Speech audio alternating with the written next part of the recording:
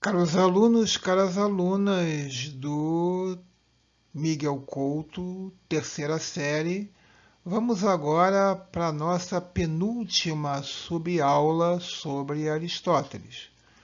Tá acabando. Vamos lá.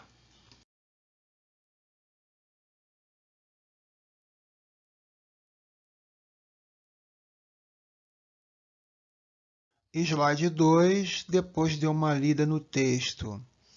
Veja aí a frase muito marcante de Aristóteles. Gosto muito de Platão, mas gosto mais da verdade. Isso dá bem a noção de quanto o discípulo discordou do mestre. E, sobretudo na Idade Média, platonismo e aristotelismo inspiraram desenvolvimentos bem diferentes, até mesmo rivais e antagônicos, no pensamento da teologia medieval, como veremos em aulas futuras. Vamos passar rápido por esse slide 3, porque faz parte da biografia de Aristóteles e você pode ler depois com calma, pausando a apresentação. Também aqui no slide 4, parte da biografia de Aristóteles que você pode ler depois. No slide 5, você tem uma parte da biografia de Aristóteles escrita no dicionário Oxford de Filosofia, mas eu chamo atenção para o final do texto. Vários acadêmicos hoje consideram que Aristóteles, apesar de toda a divergência com Platão, produziu em sua metafísica tardia uma espécie de retorno ao mestre. No slide 6, você vê o título, é a Física de Aristóteles. É a primeira edição completa da Física de Aristóteles foi organizada por Andrônico de Rhodes, que organizou uma série, uma sequência com as obras de Aristóteles e também na física aristotélica, que envolvia cosmologia, física, biologia, basicamente.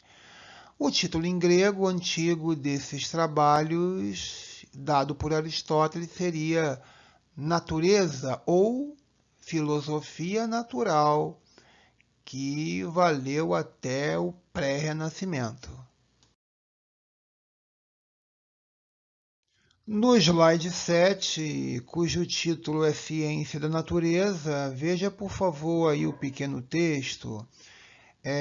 Aristóteles mencionou isso no livro 1, onde ele discutiu a abordagem científica da natureza, o mundo das coisas moventes e mutantes, além das doutrinas dos filósofos naturais, os mal falados pré-socráticos.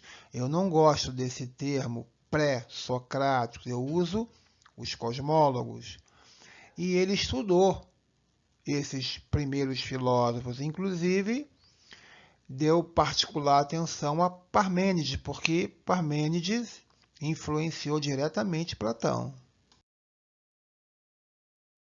No slide 8 você vê a ciência física natural de Aristóteles. Está em espanhol, mas tudo bem que no slide seguinte eu vou comentar rapidamente.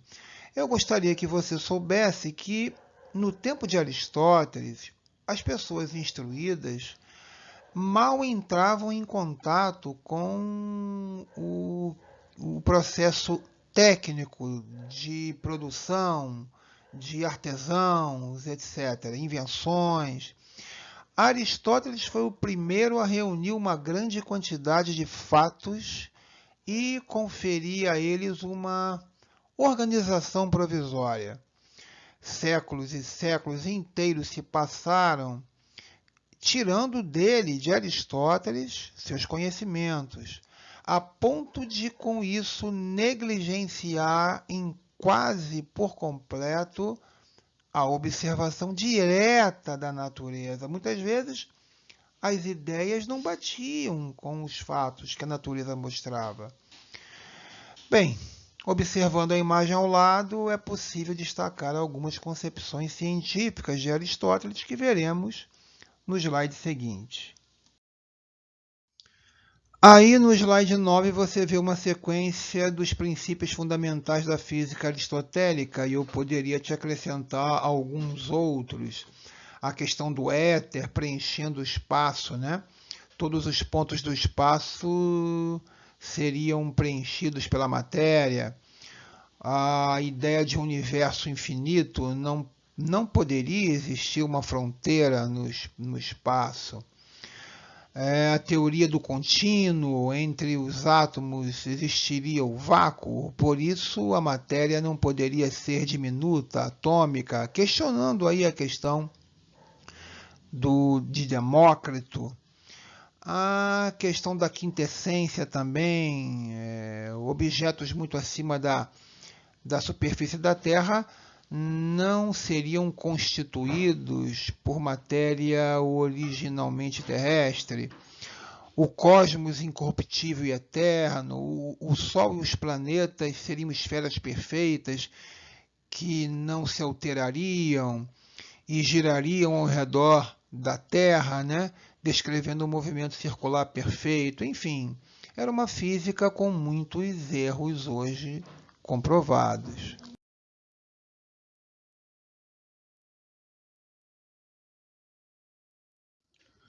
O slide 10, continuando a ciência da natureza de Aristóteles, eu preciso te dizer uma coisa.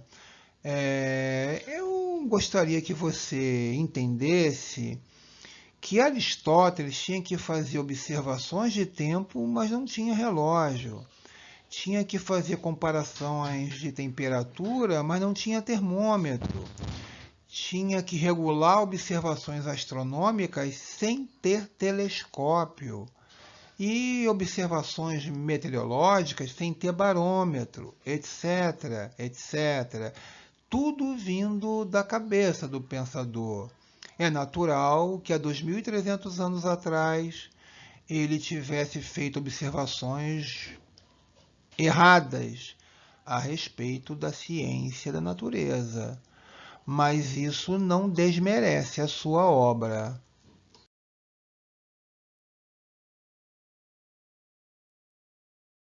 No slide 11, observe a figura e o texto também, né?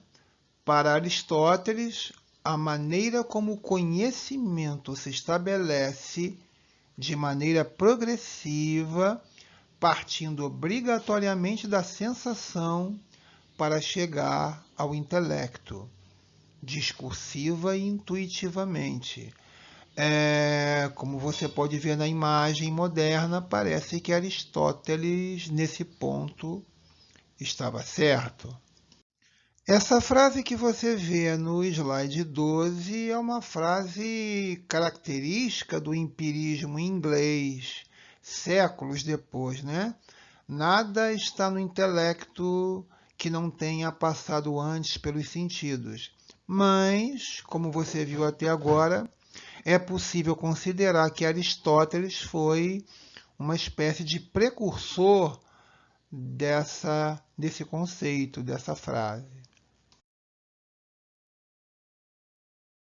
No slide 13, você vê o pensamento lógico-científico de Aristóteles, que plantou as bases do pensamento lógico moderno, né? Científico. Veja só aí os itens, acompanhe comigo.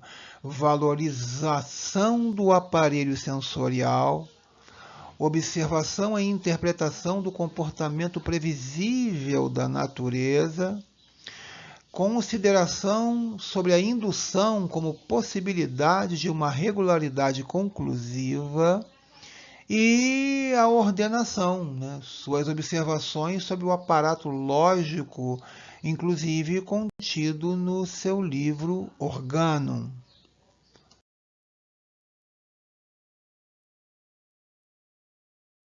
O slide 14 fala da forma, que nós já antecipamos, né? É aquilo que faz com que uma coisa seja o que é.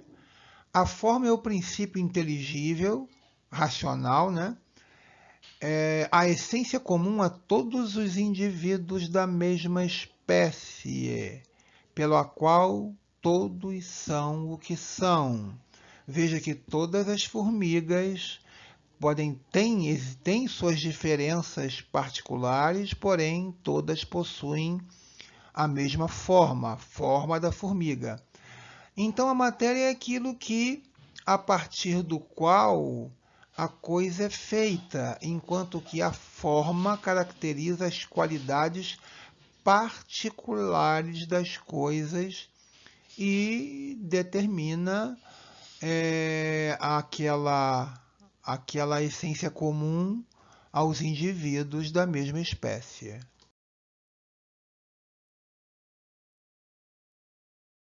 No slide 15, o texto que está aí nós já comentamos. Eu só gostaria de acrescentar a você o seguinte. Para Aristóteles, a matéria é, do modo visto, o que passa da potência ao ato. Já veremos isso daqui a pouco. Sendo colocada em uma forma atualizada. E a forma é o princípio que organiza a matéria e proporciona seu sentido. Depois nós veremos essa questão da atualização, potência e ato, também constantes na metafísica de Aristóteles.